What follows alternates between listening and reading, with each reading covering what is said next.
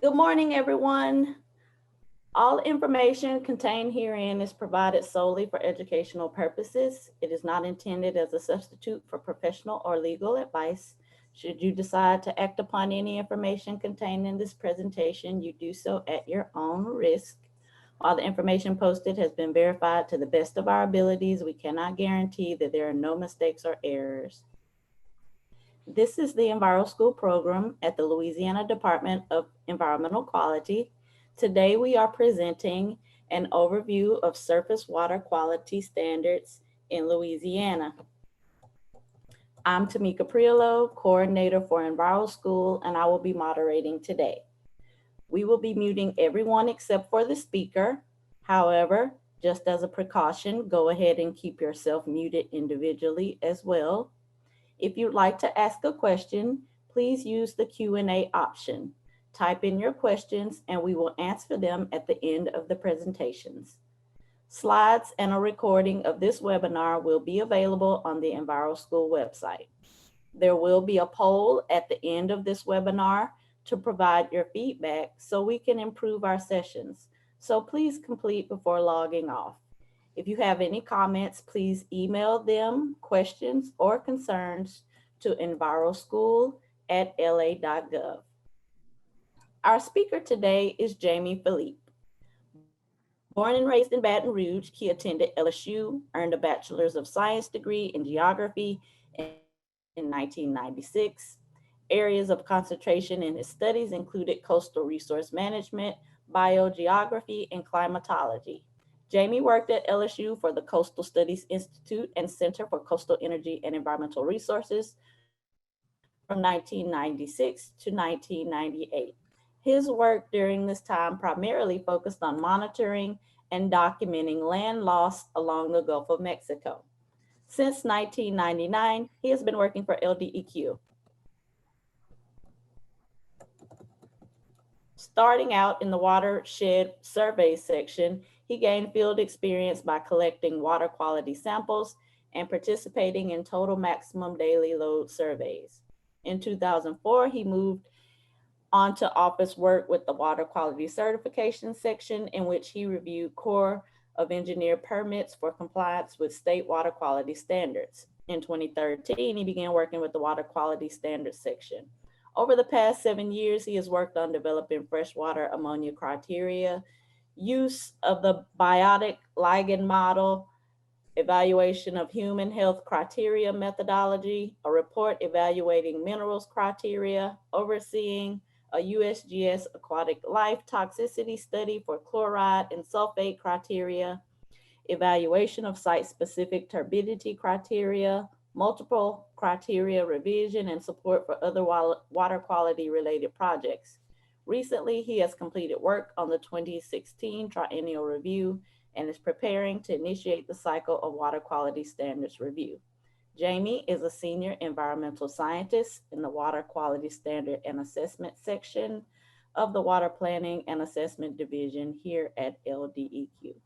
Jamie, please begin. Hey, thank you, Tamika. I'd like to start by saying this is an overview of surface water quality standards in Louisiana. I'm going to probably drop the word surface throughout this presentation, but everything herein is about surface water, not groundwater. I'd like to start where our water quality standards are found. There's a state and federal water quality standard regulation. We have in Title 33 of the Louisiana Administrative Code, Part 9, Chapter 11 has all of the water quality standards. There's also a federal analog to that, which informs some of ours for the most part. The last triennial review was just completed, and the results of this effort are now available at the link above for a state. There were many formatting errors that were in this link a few days ago, but most of which have been found and corrected. So if you go there, you will find the correct looking water quality standards. The October 2020 regulations, it would be slightly different. It pretty much says the same thing, but the phrasing's changed. The three components of a water quality standard are explicitly new definition, and that is to have anti-degradation, designated uses, and water quality criteria. Throughout this presentation, you're going to hear these three terms used quite often, and I will go into detail on each of these three components. Okay, the purpose of water quality standards. If you go to the very beginning of our water quality standards regulations, this is the very first thing you'll see. There's 4 points, and you'll see that protection, to protect, is listed in 3 of these 4 items. We use narrative and numeric criteria to establish protection. You'll see degradation, which is reference to anti-degradation, and designated uses.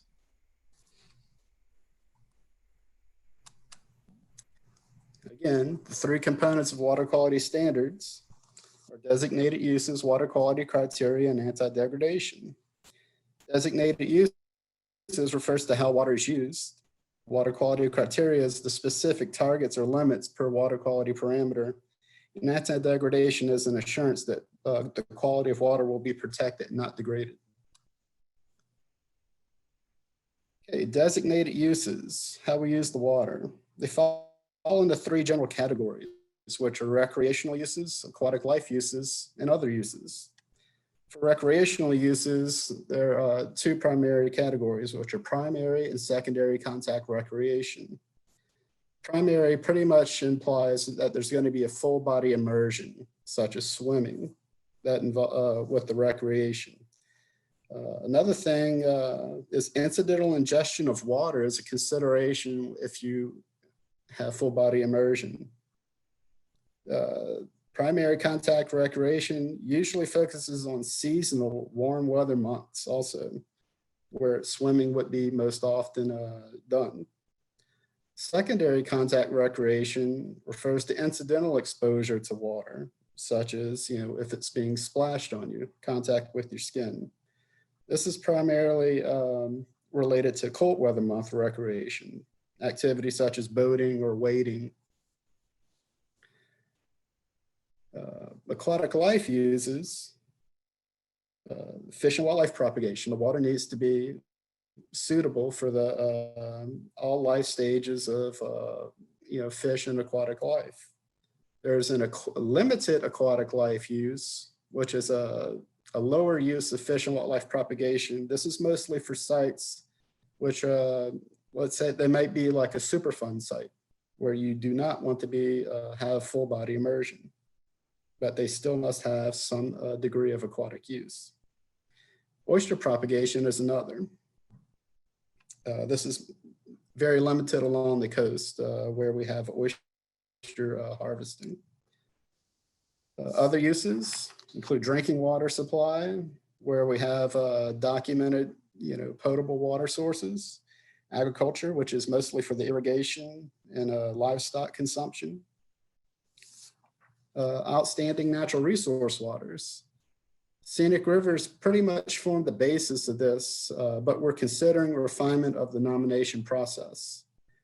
Long ago, if a stream was just automatically nominated, there was no review process in the nomination.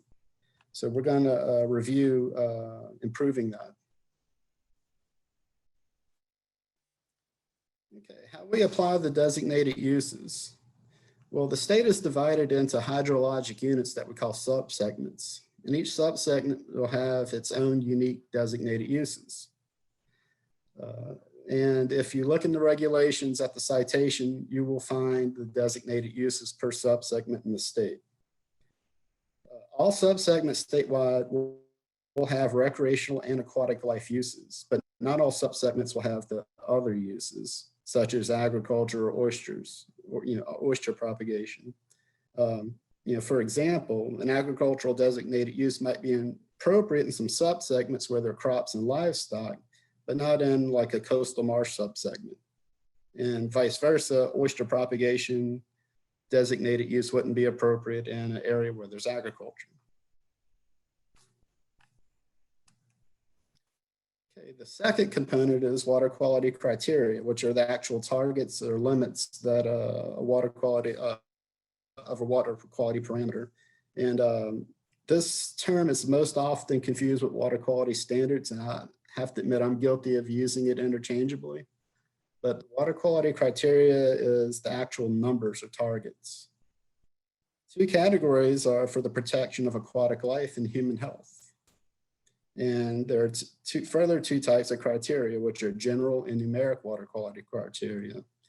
General criteria, water quality criteria are mostly narrative, with some exceptions, where you'll have a hybrid of narrative and numeric. Numeric water quality criteria, like I said, are very specific numbers for a particular parameter. I'm going to go into some examples of these next. General water quality criteria are found at this citation. And we have general aquatic life criteria for nutrients, turbidity, flow, biological, and aquatic community integrity. An example would be, for flow, is that you can't change the flow regime of a particular water body. So if a water body perennially flows year round, you cannot change it to an intermittent stream or an ephemeral stream. For nutrients, we currently have a narrative that the ratio of nitrogen and phosphorus should be maintained and not changed. For general human health criteria, we have aesthetics, organoleptic effects, and radioactive materials.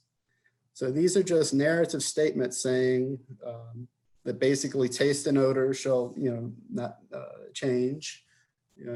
The free from, like floating and settleable materials. Organoleptic effects refer to like anything that's objectionable to taste and smell. So some of these things can be quantified, but are not very easily. We do have drinking water criteria that will, inform us on the organoleptic effects also. And also, when possible, we try to make general narrative water quality criteria numeric. Efforts are on the way to develop numeric nutrient criteria and fully develop turbidity criteria per subsegment. So possibly in the future, we'll have in table 3 numbers for these parameters.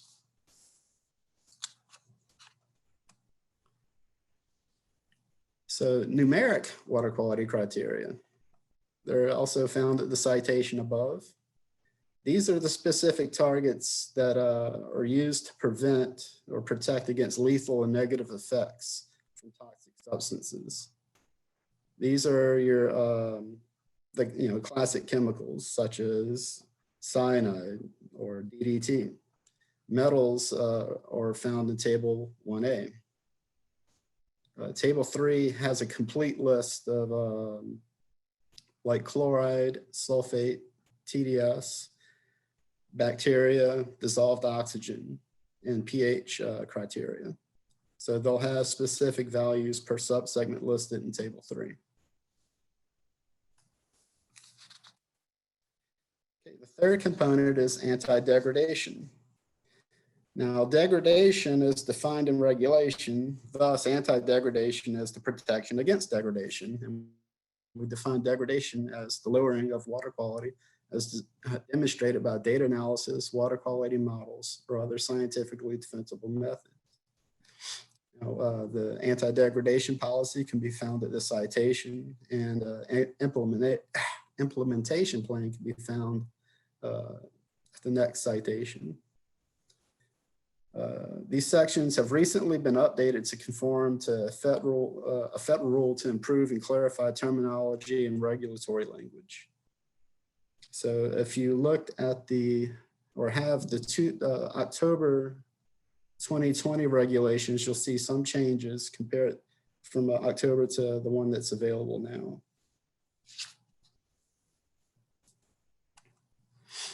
Okay, water quality standards are not fixed for all time, but are subject to revision. We're always looking to improve. Um, the standards, like I said, there's new toxicity studies, additional data collection, improved methods for actually setting criteria that are always available. And a process called the triennial review allows us to consider these updates to improve our regulations.